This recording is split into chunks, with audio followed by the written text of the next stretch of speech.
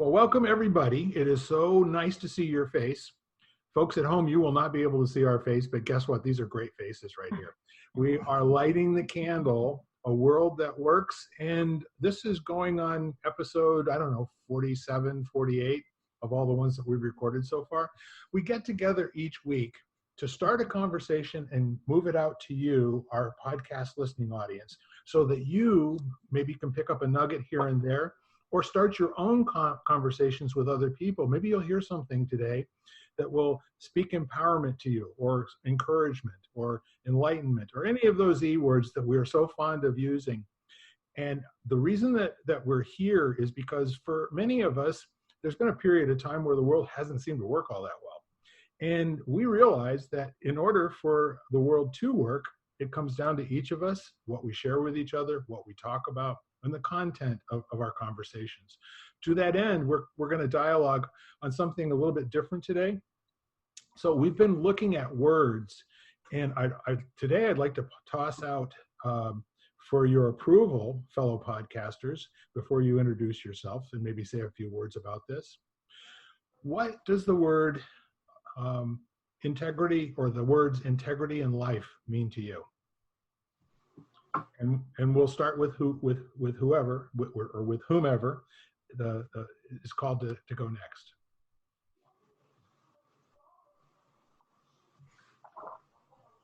Is this where we're supposed to jump? Well, see, what we know is if there's silence, that means that the wheels are turning. But Eric tells me that silence on a podcast is not necessarily the best thing. So no, you have to be comfortable with silence, you know? I agree with you. That might be the first step in empowerment, is to invite the silence and allow something to show up. Yeah. See what comes. To jump is good. Well, I looked up the definition. We'll start with the definition of integrity. There we go. The quality of being honest and having strong moral principles, moral uprightness. The state of being whole and undivided. Condition of being unified, unimpaired, or sound in construction, and the internal consistency or lack of corruption in electronic data. There's a sameness and similarity to it, having to do with an underlying, flat, functioning, complete and whole. Very interesting. So integrity in life, if you're starting off with your life being complete and whole, what does that mean with regard to the conversations that we've been having? Now, I find that definition interesting because the thing that came to mind was alignment between like your values, your actions, your thoughts, and that doesn't necessarily need to be positive to demonstrate integrity. I mean, if your values are you're a confrontational jerk and you're very clear about that and your actions reflect that, you're operating with integrity. It's when there's the disconnect that there's a lack of integrity. So it's interesting because the definition almost felt like it's an elevated, like you're approaching it from a positive perspective, but if you're like morally ambiguous and you're very clear about that and your actions reflect that, would that still constitute integrity? So your question is a really good one, Ken. And the whole idea, can you read that definition one more time for us, please, Lisa? The quality of being honest and having strong moral principles, moral uprightness, the state of being whole and undivided, and the condition of being unified, unimpaired, or sound in construction. Yeah. Having to do with data. Yeah, which I have experience with all. Yeah, I left that one off. So the whole thing here is those are not definitions at the same time, okay? It's this or this or this. So there's three separate chains that can be taken on. And what I like that you said, Ken, is most people listen to integrity from the first definition, which is like integrity's good. Having integrity means you're a good person.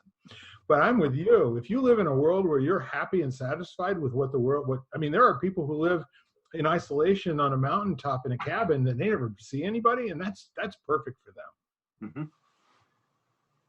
As a matter of fact, when they have to be around human beings, they're not in integrity any longer. It's upsetting.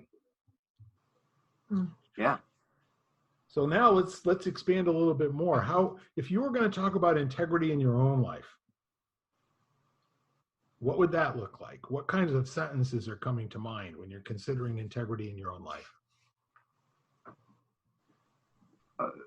Listening inside and out, and constantly going through an awakened process of aligning those two things. So, because I think integrity is not, it's like mastery. It's not a thing that you have or you get. It's a process that you choose to engage in that's going to be ever evolving. So, there's some outside interaction, like you consider yourself a patient person and you snap at someone, so now it's like, well, what is that? And now you got to listen in and figure out, is that a value that I have? Is patience important to me? And if so, you've got to figure out how to bring yourself back into alignment, because you've recognized a breach in your integrity, your ability to align your internal compass with, your external interactions.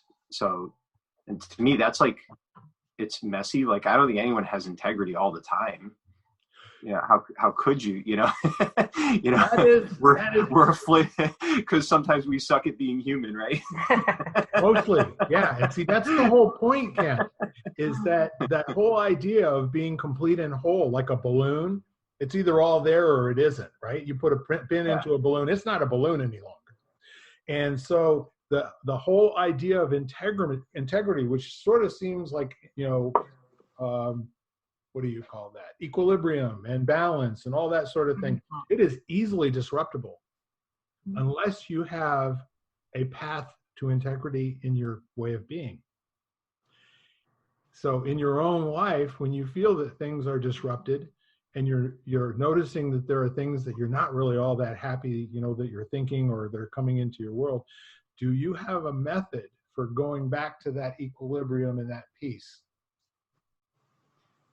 Yeah, I think owning it is really big. I mean, just, and that's where that honesty, that's the one that really struck me is from the definitions. I remember when I was in my early 20s, I got a speeding ticket and I was going fast enough that I had to go to court for it, So when I showed up, they like send you to this, I don't know, it's whoever, you got to tell them what happened and then they decide whether or not, like, what's going to happen from there. I don't remember the process. This was decades ago. But when I went in and the guy's like, so what happened? And I said, I was speeding. And he said, well, I know it says it on the ticket. What happened? And I said, I was going too fast in my car. and he stopped and he's like, he said, well, no, what's your excuse for speeding? I said, I don't have one. I was an idiot and I was going too fast and I got stopped. And he looked at me and he said, I'm reducing your ticket. He like did whatever he did, and then I left.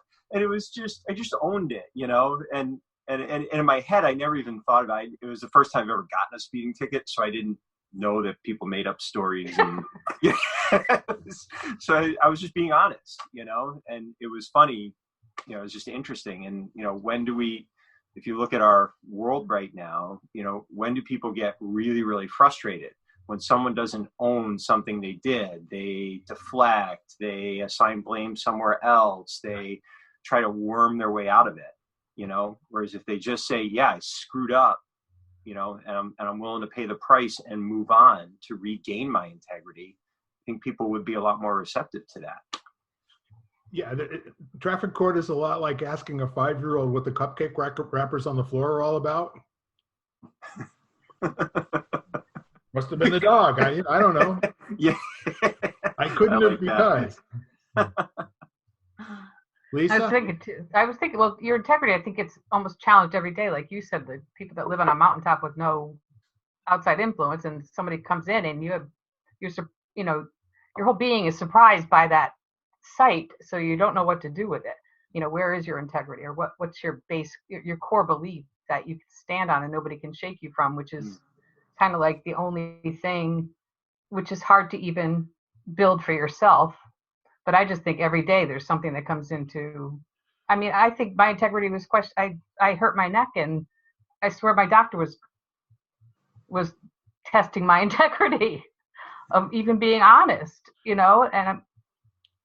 and so I think that's kind of how everybody lives every day. And I don't know how you would, but to have a strength in something, I think would be the benefit, whether it's a faith belief or maybe that also pushes you into something new, trying to find something that you can stand on, which is where I'm exactly standing right now. Well, it occurs to me while you're saying it, having something that's worthwhile is definitely being willing to have it tested. And the stronger the test, the stronger the resolve, or the opportunity to upgrade your, whatever your equilibrium or integrity point is. But I think even before that, making a decision that you do have, that there are certain things that you stand for, and that your way of being will be to, if I get knocked off that, I've got a compass that's pointing me back north again, and I'm going to get back on that road. I think so. I don't know if you know the book, The Four Agreements. Oh yeah, Don Miguel Ruiz. Yeah. Yeah. So I think that's kind of like almost the epitome of integrity. So if you could hold on to those four, which I think is something I would like to focus back on again, but because they are, they're be impeccable with your word. Don't take anything personally. Don't make assumptions, and always do your best. Do your best, yeah. So I think taking the time taking the moment, like you said, Bill, to think of like, if you feel like you're being threatened or in some way, even if it's a mild questioning your integrity or honesty, to take a moment and think of those four things maybe, or whatever you choose to look back on to be your anchor kind of thing. Yeah. And then speak.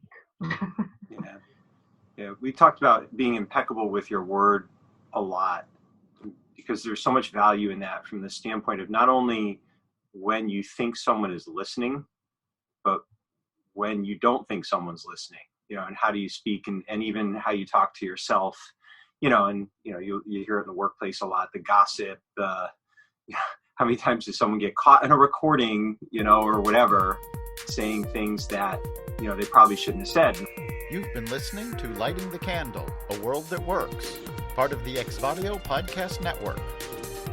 You can hear us at exvadio.com/podcasts, Apple Podcasts app, Google Play, Spotify, iHeartRadio, Stitcher, and wherever you find podcasts.